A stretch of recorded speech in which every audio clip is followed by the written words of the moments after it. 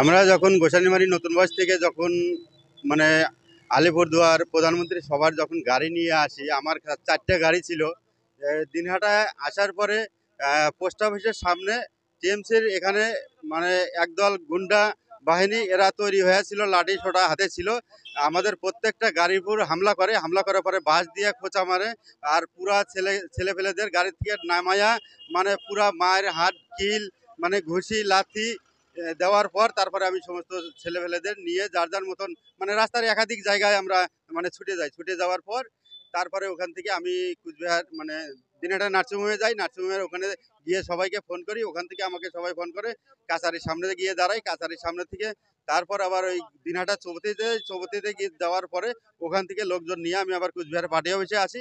আর আমার 4জন পেশেন্ট মানে গোসানিমারি হাসপাতালে মানে অ্যাডমিশন আছে। অ্যাডমিশন আমি ডাক্তারকে ওখানে বলছি আপনি ওখান থেকে অ্যাডমিশন ব্যাক করেন কুচবিহারে, পরে ওখান থেকে অ্যাম্বুলেন্স দিয়ে আবার কুচবিহার পার্টি অফিসে আসছে। আমি এখন কুচবিহার পার্টি অফিসে আসার পর আমি এখন মানে কুচবিহার হাসপাতালে এই 4জন পেশেন্টকে আমি অ্যাডমিশন করাবো। হ্যাঁ, গুরুতর মানে ব্যান্ডেজ ট্যান্ডেজ সব কিছু হয়েছে। গাড়িগুলো তো আসতে দেয় না, গাড়িগুলো এখন কোথায় কোথায় আছে সেগুলো আমি এখনো বলতে পারতেছি না। আমরা তো গাড়ি ছেড়ে দিছি, ওরা তো গাড়িতে আসতে দেয় না, কিন্তু এখন গাড়ি কোথায় আছে আমরা বলতে পারতেছি না।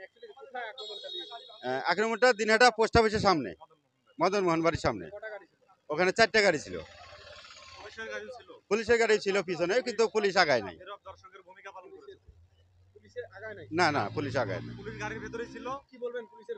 পুলিশ কি টিএমসি বাড়ি করে, পুলিশকে হলে টিএমসি দলদাস। আমার নাম সন্তোষ সরকার, সিতাই বিধানসভার 2 নম্বর মণ্ডল বিয়েযাত্রা অঞ্চল। আমি মণ্ডলের সহসভাপতির দায়িত্বে আছি। আমার নাম সন্তোষ সরকার। আমরা প্রধানমন্ত্রী জনসভায় যাওয়ার জন্য সবাই আসতেছি। আমরা আসতেছি সিতাই থেকে। সিতাই আমাদের নদীর এই পারে বাড়ি, আমাদের এই পারে 6টা বুথ আছে। 6টা বুথের থেকে আমরা এখান থেকে 4টা গাড়ি আসতেছি।